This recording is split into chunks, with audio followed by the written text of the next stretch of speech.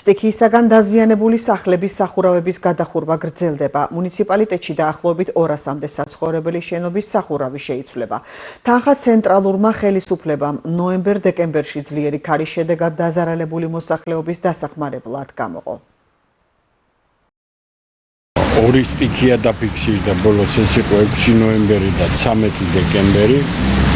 6 ნოემბრის სტიქია ზარალმა შეადგინა 1,100,000 ლარი და ხელშეკრულებები გაფორმებულია და უკვე ფაქტურად დასრულებულია. ეს იყო ჯამში 112 სახლი და დღეისათვის თითქმის ყველა დახურულია.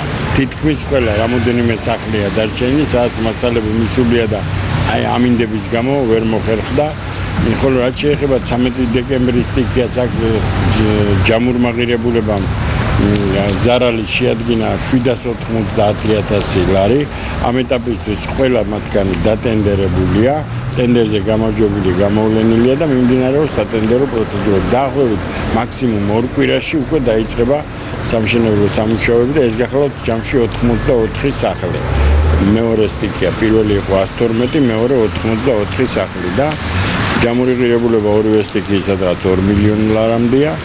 აქედან გამომდინარე, აი ტენდერები დაცულდა და დაიწყება უკვე სამშენებლო სამუშაოები, რომლებიც ძალიან მალე დაცულდება. ვფიქრობთ, რომ მაისის ბოლოსთვის ყველა სახლი გადახურული იქნება.